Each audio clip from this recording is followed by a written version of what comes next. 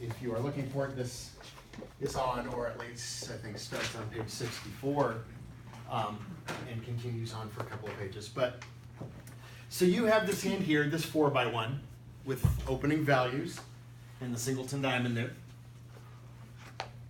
And your partner opens one heart.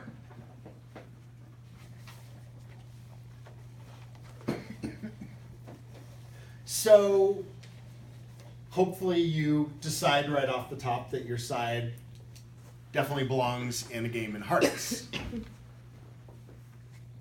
Maybe there's a slam out there, right? But certainly game. So the question is, how do we want to bid this? And we've gotten, and I think these are all listed in Woolsey, but I've got 6 different bids here that conceivably any of these could be your first bid. And what kind of approach is it? So you could start with a spade, right? Because you have ace, king, 4th of spades. That would be informative, right? And it would be forcing for a round. Excuse me. Option B, you could set up a 2/1, right? Now, one spade, while forcing for a round, isn't a game force. So you could start with 2 clubs, and that would make sure that your side didn't have any accidents as far as getting the game is concerned. So that's a possibility. We have 2-no. The jump to 2-no would be Jacoby, right? Which you could do. That's a game force and a conventional approach. Choice D would be a splitter, which we've talked about some, right? So the splitter would convey your heart support while showing your diamond shortness and would also force you to game. We have 4 hearts, which is just natural. And then 4 no trump, presumably, would be you're off to the races looking for slam and you want to know key cards in hearts, right?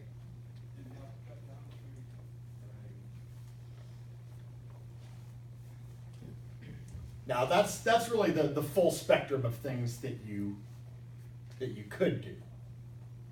I mean, I guess there are more things that you could do, but anything outside of those 6 would be really, really weird. All right, well, oh yes, and then these different approaches. Informative, right? 2 clubs also would be informative. And both, right? Because you're telling them to go to game no matter what. Also, so instructional. Yeah, I mean a little. I guess a little bit. I mean it's an instruction, I suppose, that we're going to game, but probably mostly informative. I mean we could like it's just informative. As a partner, I have enough strength to go to game. So Jacoby 2-no would be more instructional, right? Because we have a set of conventional responses that Jacoby commands, where opener tells you about shortness and minimum or extra values and all that stuff. If we went the splitter route, that would be informational, right? That would be telling partner, hey, I have heart support and I have a singleton diamond. This would be instructional, but this should really be more preemptive. And then 4-no, again, would be instructional if you're saying, partner, tell me key cards. So I'm getting out the red because I think we want to eliminate some of these. Does anybody want to nominate a bid that you really hate? One spade. One spade. One spade. That's not very That's weak. That's okay. How about do green? But I go. That's sad. How about black?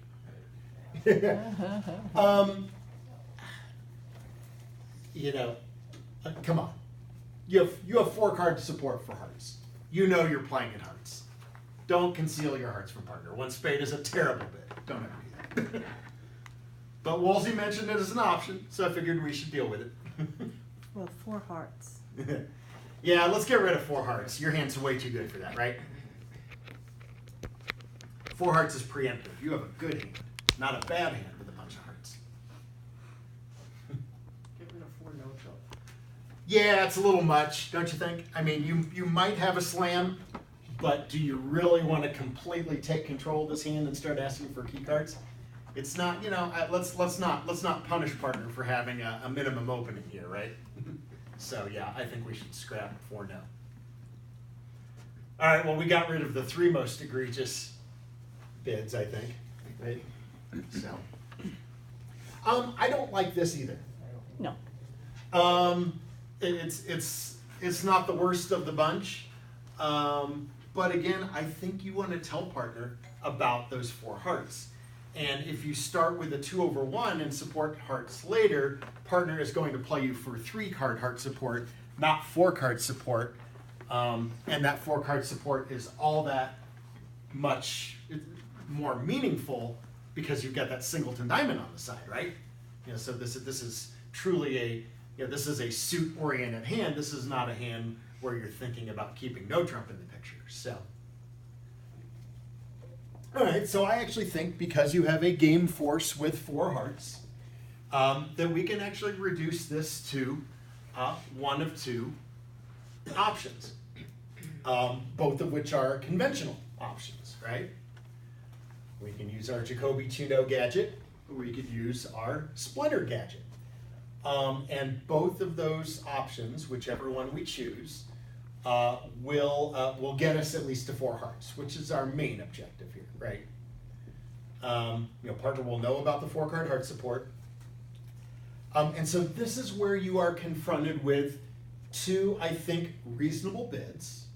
One which tends toward the instructional, that's your Jacoby, and one that tends toward the informative, which would be your Splinter. It also depends on whether you want to keep captaincy or not. doesn't it? That, yes, and that is, and yeah, and since we are going to be making a segue here very soon into captaincy, this is a good thing to bring up. If you go the Jacoby route, who is the captain of the auction? Jacoby. The person who bids Jacoby, respondent, right? Because I'm asking for response. I'm saying, okay, partner, tell me if you have shortness.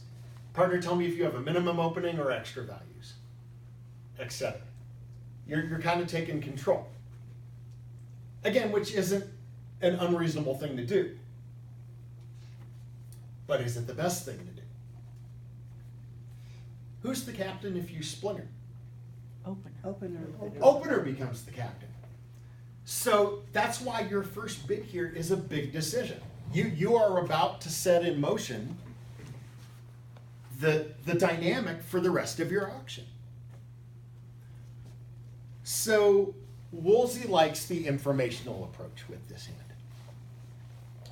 And his reasoning is that Jacoby may not really help you a whole lot here.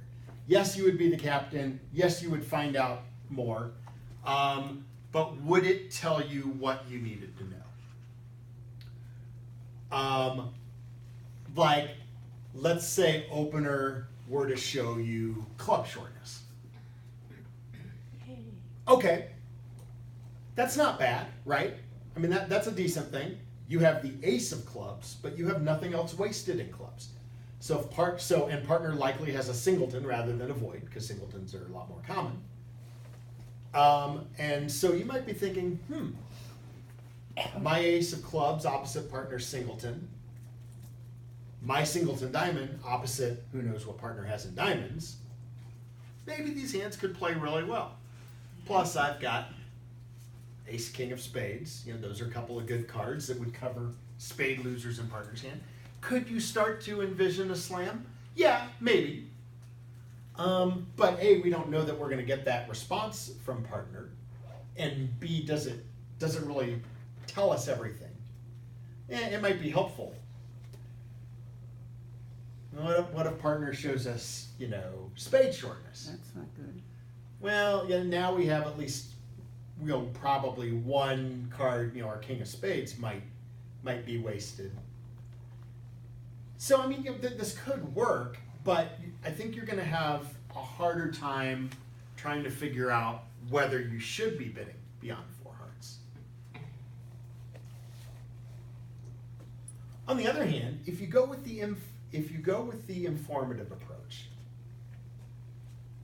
and you know, as something that people ask me about all the time is, you know, well, is my splinter limited, or you know, is it, you know, or is it unlimited? Your splinter is limited, and this hand is just on the cusp of being maybe too good for a splinter, but it's probably the best description of your hand, because the key to this hand, more than anything else, is going to be the diamond suit. And if partner is sitting over there with little to nothing wasted in diamonds,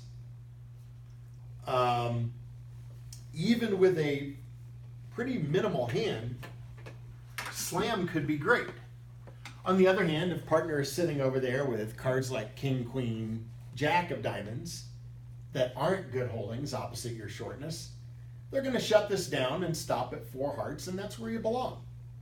I mean, if partner has a minimum opening and half of those points are in diamonds, slam doesn't look so good. Woolsey actually gives, I think he gives this hand in the book. And again, not saying that you would necessarily get to slam on these cards. Remind us what the limit is on Splinter? A lot of us I usually look for it to be in the range I usually say is like 9 to 12.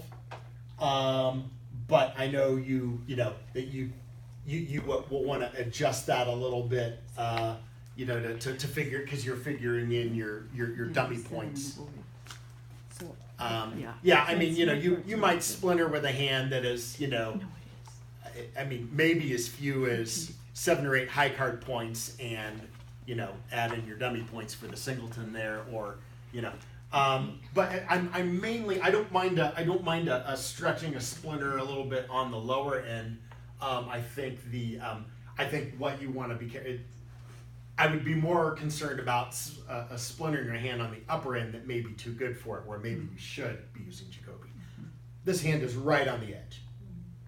So yeah, this hand has 13 high card points. So, which I would say is, you know, definitely the upper end of the splinter. I mean, don't you have a really important story to tell there also? I mean, even if you do have a little, maybe 1 or 2 many points, you really have this shape that is just. Yeah, and Woolsey gives an opening hand. Look at this hand right here. That is a bare 12-point minimum opener.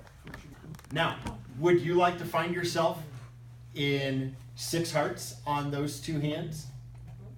I would. That's a great slam.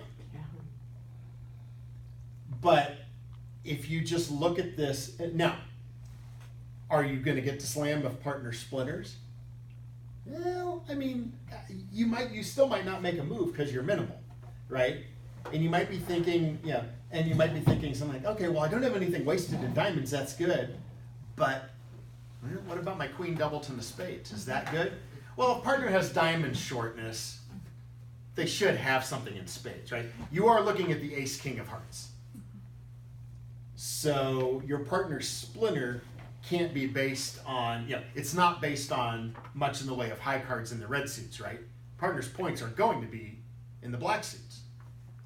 Now, is your queen doubleton, partner, look, I think you'd splinter this hand without the king of spades on the left, right? It would still be good enough for a splinter.